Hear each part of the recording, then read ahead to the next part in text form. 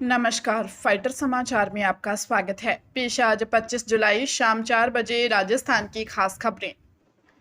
Paper leak के मामलों पर केंद्र सरकार ने बड़ा फैसला लेते हुए लोक परीक्षा एक्ट में संशोधन को मंजूरी दे दी है। इसके तहत दोषियों को अधिकतम 10 साल की जेल और 10 करोड़ रुपए तक के जुर्माने का प्रावधान रखा गया है। वही मामलों की सुनवाई 3 महीने में पूरी करने के लिए फास्ट ट्रैक कोर्ट बनाए जाएंगे। दूसरी ओर राष्ट्रीय परीक्षा एजेंसी ने अपने 47 कर्मचारियों को बर्खास्त कर दिया है और प्रशासनिक ढांचे में बड़े बदलाव की तैयारी चल रही है। परीक्षा धांधली को लेकर दिल्ली के जंतर मंतर पर छात्रों का प्रदर्शन जारी है, जहां सुरक्षा के लिए 4 आधुनिक फेस रिकॉग्निशन कैमरे लगाए गए हैं। इस बीच छात्र आंदोलन से जुड़ी मांगों को लेकर सरकार और छात्र प्रतिनिधियों के बीच बातचीत का दौर जारी है, जिसमें पीड़ितों के लिए आर्थिक मदद तथा मुकदमे वापस लेने जैसे अहम मुद्दे शामिल हैं।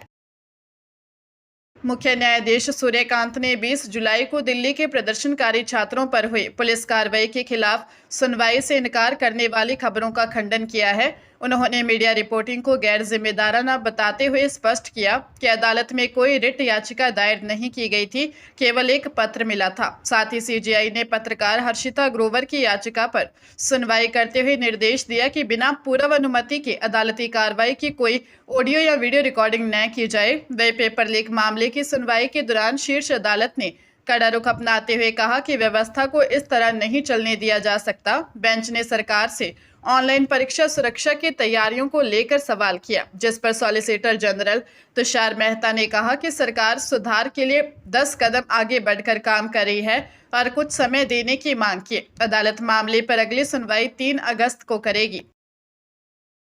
जयपुर में एसीबी ने कुख्यात रोहित गुदारा गैंग के एक आरोपी की अदालत में कमजोर पैरवी करने के बदले 50,000 रुपए की रिश्वत लेते सरकारी वकील कौशल सिंह राठौर को रंगे हाथ गिरफ्तार कर लिया।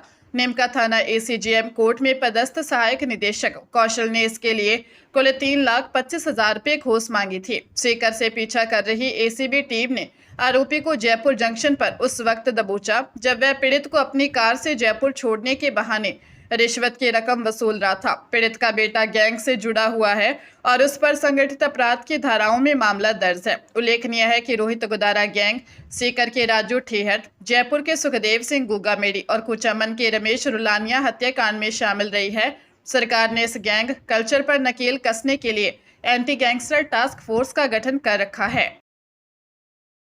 आषाढ़ शुक्ल देवशयनी एकादशी के पावन अवसर पर आज मंदिरों में विशेष अनुष्ठान संपन्न हुए और इसी के साथ 4 महीने लंबे चातुर्मास का आरंभ हो गया है, जिसके चलते आज से विवाह, सगाई, गृह प्रवेश और मुंडन जैसे सभी मांगलिक कार्य पूरी तरह थम गए हैं। जबकि धर्म स्थलों पर पूजा अर्चना, जप तप और धार्मिक आयोजनों की रौनक काफी बढ़ गई है। धार्मिक मान्यताओं के अनुसार आज के दिन भगवान विष्णु योग निद्रा में लीन हो गए हैं, जो आगामी 20 नवंबर को देवउठनी एकादशी के दिन जागेंगे, जिससे इस पर बार चतुर्मास की कुल अवधि 119 दिन की रहेगी, जो पिछले साल से 1 दिन अधिक है। वर्षा ऋतु में छोटे जीवों की रक्षा हेतु संत एक स्थान पर स्थिर रहकर धर्मोपदेश दे रहे हैं और इसे परंपरा के तहत आज सुबह दुर्ज्ञाना तीर्थ सहित शहर के तमाम मंदिरों में भगवान के विग्रहों को दूध से स्नान कराकर भक्तों को चरणामृत भेंट किया गया। भारत और जिम्बाब्वे के बीच 3 मैचों की T20 सीरीज का दूसरा मुकाबला आज हरारे स्पोर्ट्स क्लब में भारतीय समय अनुसार शाम 4:30 बजे से खेला जाएगा। पहले मैच में 7 विकेट से शानदार जीत दर्ज करके 1-0 की बढ़त बनाने वाली युवा भारतीय टीम आज का मुकाबला अपने नाम कर लगातार तीसरी T20 सीरीज जीतने और सीरीज पर कब्जा जमाने के इरादे से मैदान में उतरेगी। T20 इंटरनेशनल के इतिहास में दोनों टीमों के बीच अब तक 15 मुकाबले खेले गए हैं, जिनमें भारतीय टीम ने 12 मैचों में जीत हासिल की है, जबकि जिम्बाब्वे को सिर्फ 3 मैचों में सफलता मिली है। पिछले मुकाबले में विस्फोटक अर्धशतक जड़ने वाले युवा ओपनर वैभव सूर्यवंशी शानदार फॉर्म में चल रहे हैं। ईशान किशन और गेंदबाजी में मयंक तथा प्रिंस यादव पर एक बार फिर सबकी खास नजरें टिकी रहेंगी। झालावाड़ के पिपलोदी गांव में 7 मासूमों की जान लेने वाले भीषण स्कूल हादसे को पूरा 1 साल बीत चुका है, लेकिन सरकारी वादों की रफ्तार आज भी कागजों में ही सिमटी हुई है।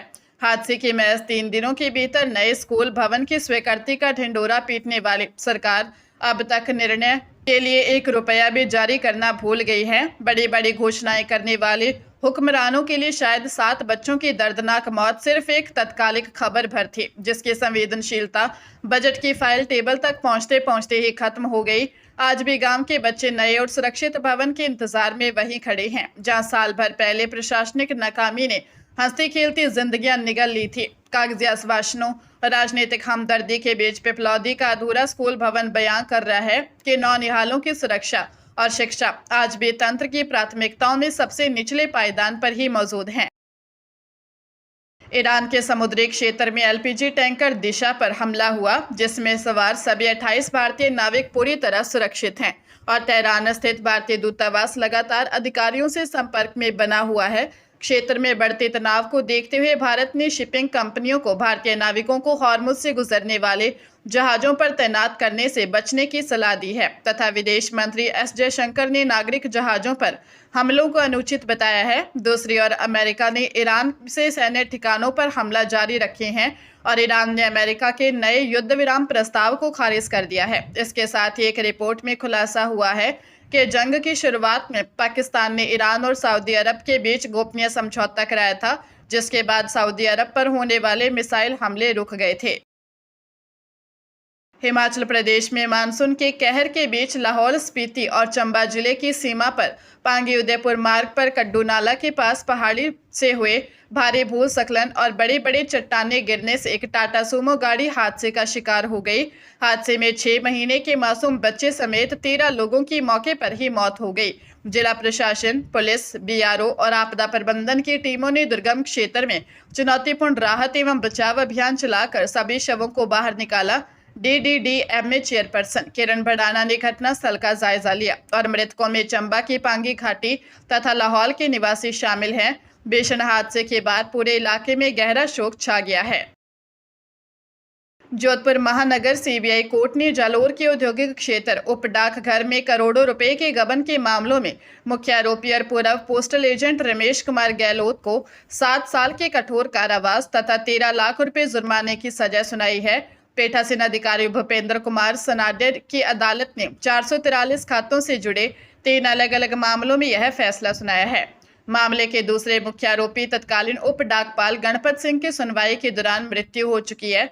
जांच में सामने आया कि एजेंट अपनी पत्नी की बचत योजना एजेंसी का काम खुद संभालता था। उसने उप डाकपाल की मिलीभगत से सैकड़ों आरडी और MIS खाता धारकों के फर्जी आहरण पत्र तैयार किए। आरोपी ने अनपढ़ ग्राहकों के आहरण पत्रों पर फर्जी हस्ताक्षर और अंगूठे के निशान लगाकर करीब 2 करोड़ 30 लाख रुपए का घोटाला किया। FSL तथा फिंगरप्रिंट रिपोर्ट में कोर्ट में इस जालसाजी की पुष्टि हुई।